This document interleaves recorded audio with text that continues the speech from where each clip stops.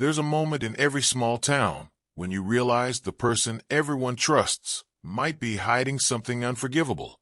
For the people of Millbrook, Georgia, that moment came too late. Sheriff Darius Knight was a legend before he turned 40. Black, sharp-featured, with a voice that commanded respect and eyes that seemed to see through lies. He was the kind of man who made parents feel safe when their kids walked home after dark. He'd grown up in Millbrook, climbed through the ranks, and when he pinned that gold star to his chest, the whole town celebrated. He was their proof that anyone could make it. That honor still meant something. But legends, like masks, hide as much as they reveal. 15-year-old Brinley Ashford didn't know she was walking into a trap. How could she? Darius had been a family friend for years. Her father, Deputy Leo Ashford, trusted him completely. They'd worked together, shared beers on Friday nights, celebrated birthdays. Darius was Uncle Darius to Brinley, the guy who taught her to throw a football, who showed up at her middle school graduation with flowers. She was a bright kid. Blonde hair always pulled into a ponytail, freckles across her nose, and a laugh that lit up rooms. She wanted to be a lawyer someday, maybe even a judge. She studied hard, stayed out of trouble, and believed in people, especially people like Darius. It started with a favor. Brinley needed a recommendation letter for a summer law program. Competitive, prestigious, life-changing if she got in. Her guidance counselor suggested asking someone with authority, someone whose word carried weight. Sheriff Knight seemed like the obvious choice. "Uncle Darius, can you help me with something?" she asked one afternoon, catching him outside the station. Darius smiled. That smile everyone trusted. "Anything for you, Bryn. Come by my office tomorrow. We'll talk." She didn't think twice. The next day, she showed up in jeans and a hoodie, her application materials in a folder. Darius greeted her warmly, closed the door behind her. The office smelled like coffee and leather. Awards lined the walls. Photos of him shaking hands with the mayor, the governor. Everything about the room screamed integrity. "So, this program," Darius said, leaning back in his chair. "Tell me why you want it." Brinley lit up, talking about justice, about making a difference. Darius listened, nodding, asking questions. He seemed genuinely interested. More interested than her own father, who was always too busy. "You've got real potential," Darius said after a while. "But these programs, they're tough. You need more than good grades. You need someone who believes in you, who'll invest time." "That's why I'm asking you," Brinley said, hopeful. Darius paused, as if considering something heavy. "Tell you what, I'll write you the best damn letter you've ever seen. But I want to make sure you're ready. How about we meet a few times? I'll coach you, help you prep for interviews, all that." Brinley's face brightened. "Really? You'd do that?" "Of course. But," he leaned forward, his voice dropping, "let's keep this between us. You know how people talk.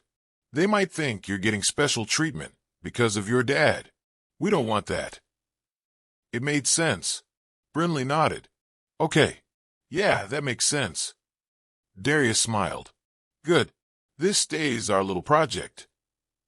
And just like that, the trap was set. Over the next few weeks, Brinley met with Darius after school.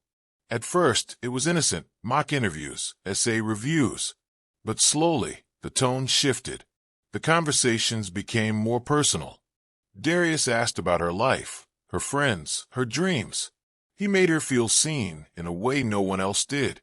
He was funny, charming, and he listened. Really listened. "Your dad doesn't appreciate you," Darius said one evening, after Brinley mentioned another missed dinner. "You deserve someone who sees how special you are." Brinley laughed it off, but the words stuck. The meetings moved from the office to a coffee shop on the edge of town, then to his car, parked in quiet lots where no one would see them. Darius always had an excuse. Didn't want people getting the wrong idea. Didn't want to cause drama. Brinley trusted him.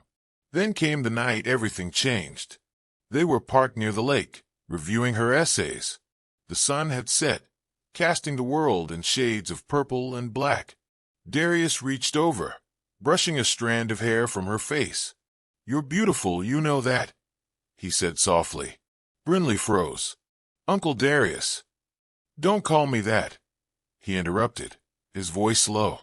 "I'm not your uncle. I'm just someone who cares about you." Her heart pounded. This didn't feel right.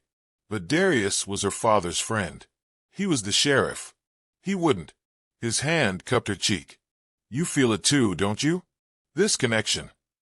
Brinley didn't know what she felt. Confused. Flattered. Scared. Before she could answer, Darius kissed her. She didn't pull away. She didn't know she was supposed to. The affair, if you could even call it that, began that night. Darius was careful, manipulative, grooming her with precision. He framed it as love, as something special they shared. He told her she was mature for her age, that most people wouldn't understand. He made her feel powerful and vulnerable all at once. Brinley believed him. She thought she was in love. They met in secret, always his rules, always his control. Darius made sure she stayed quiet, convincing her that exposure would ruin both their lives. "Your dad would never forgive me," he said, "and people, they'd blame you. Say you wanted this." Brinley carried the weight of the secret like stones in her pockets, dragging her down. She stopped hanging out with friends. Her grades slipped. Her father noticed, but chalked it up to teenage stress. And then, 2 months later, Brinley missed her period. She stared at the pregnancy test in the gas station bathroom, hands shaking. 2 lines. 2 lines. Positive. Panic clawed at her chest. She was 15. She wasn't ready for this. But Darius would know what to do. He always knew.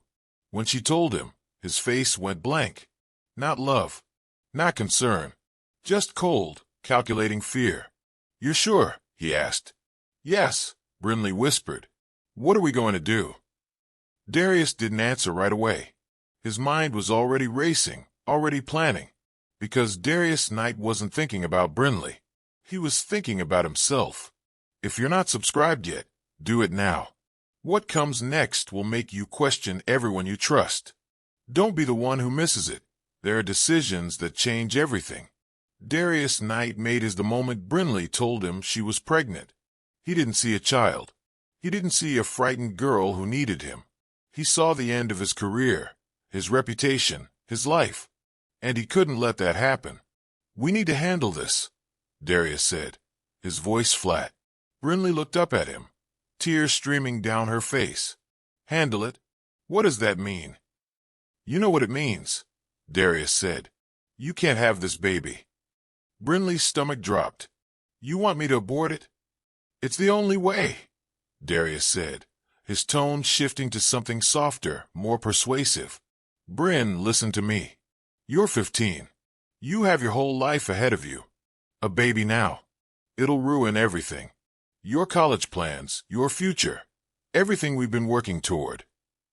"But," Brinley's voice cracked, "it's our baby." Darius flinched at the word "our." He couldn't afford that. It's not a baby yet. It's just cells. And if anyone finds out, they won't see it that way. They'll say I took advantage of you. They'll say you're a victim. Is that what you want? To be a victim? Brinley shook her head, confused, terrified. "No, but then we end this. Quietly. No one has to know." But Brinley couldn't do it. The idea of ending the pregnancy felt wrong, even if she didn't fully understand why. She was raised Catholic. Her mother, gone now for 3 years, would have told her life was sacred. And despite everything, despite her fear, Brinley felt a small flicker of something protective inside her. "I can't," she whispered. "I can't do it." Darius's jaw tightened. "Brinley." "I said no." Her voice rose, surprising both of them. "I'm keeping it. We'll figure it out. We have to." For the first time, Darius saw defiance in her, and it terrified him. Over the next week, Darius tried everything. He called her late at night, his voice pleading, desperate.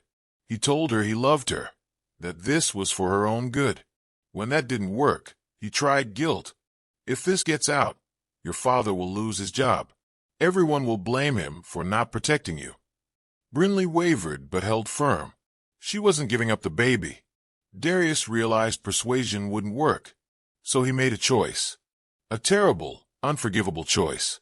He would make the problem disappear. Permanently. Darius invited Brinley to meet him one last time. "Let's talk face to face," he said over the phone. "No pressure. I just want to understand where your head's at." Brinley agreed. She still believed, deep down, that Darius cared about her, that they'd find a way through this together. They met at an old cabin on the outskirts of town, a place Darius used for hunting. Isolated. No neighbors. No witnesses. Brinley arrived nervous, but hopeful. Darius greeted her with a hug, warm and familiar. "Come inside. I made us dinner." The cabin was cozy, a fire crackling in the hearth. A table was set with pasta, bread, and wine. Brinley didn't drink, but Darius poured her a glass of sparkling cider. "To new beginnings," he said, raising his glass. Brinley smiled, her guard dropping. They talked for a while, the conversation easy, almost normal. Darius was charming again, the version of himself she'd fallen for. He asked about school, her friends, her plans. It felt like old times. Then Brinley started to feel strange. Her head grew heavy. The room tilted. "Darius, I don't feel good," she murmured, her words slurring. Darius watched her, his expression unreadable. "Just rest. You'll be fine." Brinley's vision blurred. She tried to stand, but her legs buckled. The last thing she saw before everything went black was Darius's face, cold and detached. When Brinley woke, she was in the back of Darius's truck, her wrists bound with zip ties. Panic surged through her. She screamed, but the sound was muffled by the gag in her mouth. Darius glanced at her through the rearview mirror. "I'm sorry, Bryn. I really am. But you gave me no choice." Brinley thrashed, tears streaming down her face. Her mind raced. What was he doing? Where was he taking her? The truck stopped. Darius got out, walked around, and opened the tailgate. He pulled Brinley out roughly, dragging her into the woods. She fought, kicking, trying to scream, but he was too strong. They reached a clearing. Darius had already dug a shallow grave. Brinley's eyes widened in horror. "No, no, this couldn't be happening. I loved you," Darius said, his voice cracking. "But you were going to ruin me, and I can't let that happen." He raised a shovel. "Still not subscribed? You're about to miss the twist that changes everything. Don't say I didn't warn you." Welcome to True Crime Files HQ, where we uncover gripping true and fictional crime stories that keep you hooked and leave you with powerful life lessons. Thank you so much for stopping by. Your support means everything.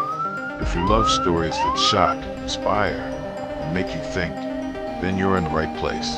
Don't forget to like, comment, and subscribe so you never miss a chilling new story from us. And remember, every story hides a truth. Stay curious, stay safe.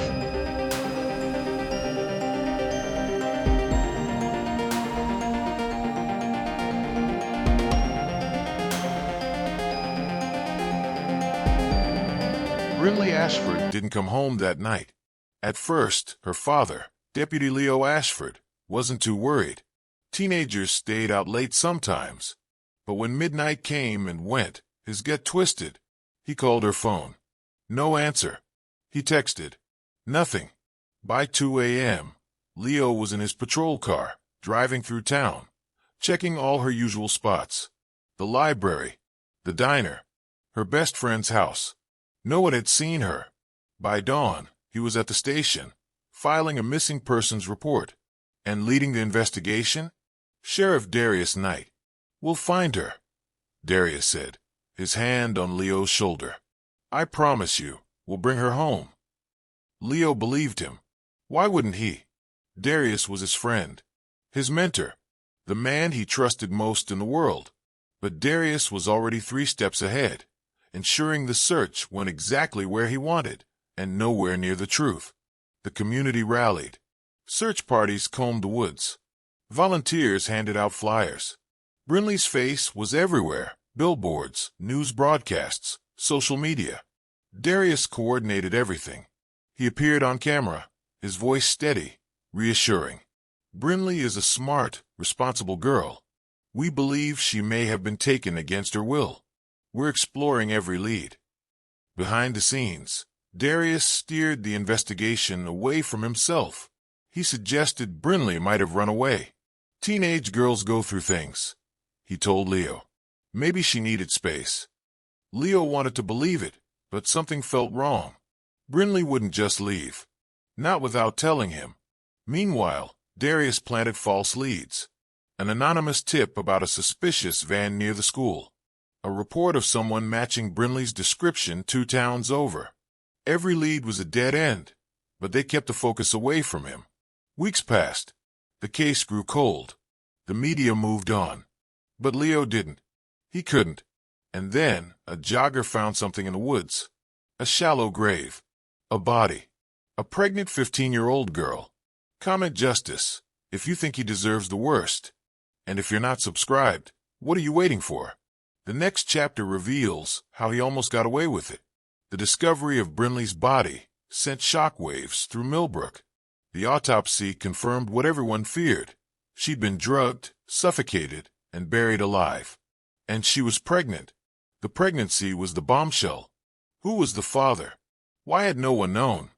Investigators combed through Brinley's life. Her phone records, her social media, her diary. And slowly, a pattern emerged. Meetings with someone she called D. Secret texts. Coded language. D was Darius Knight. Forensic teams found Brinley's DNA in Darius's truck. Security footage placed them together the night she disappeared. And the final nail in the coffin? A strand of Brinley's hair in the cabin where Darius had drugged her. When investigators confronted Darius, he denied everything. I was mentoring her. That's all. But the evidence was overwhelming. And when they tested the DNA of the unborn child, it matched Darius. He was arrested on charges of statutory rape, kidnapping, and first-degree murder. If you're not subscribed by now, I don't know what to tell you. But drop a comment. Why haven't you hit that button yet? Darius Knight's trial was a media circus. The courtroom was packed every day. Leo Ashford sat in the front row, his face a mask of grief and rage. The prosecution laid out the case methodically. The grooming, the affair, the pregnancy, the murder. They painted Darius as a predator who abused his power to exploit a child. Darius's defense tried to claim Brinley was mature for her age, that she pursued him. The jury wasn't buying it. When the guilty verdict came down, the courtroom erupted. Darius was sentenced to life, without parole.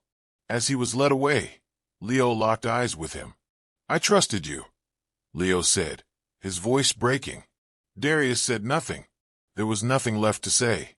Millbrook would never be the same. The case became a national symbol of abuse of power. Brinley's story inspired new laws protecting minors. Her name became a rallying cry. Leo left the force. He couldn't wear the badge anymore.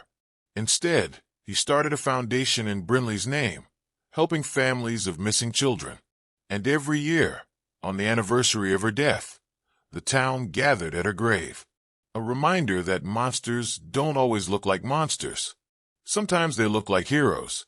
Subscribe now, because there are more stories like this, and you need to hear them. If you don't, drop a comment and tell me why. What's stopping you from staying informed? Don't be the one who misses the next truth.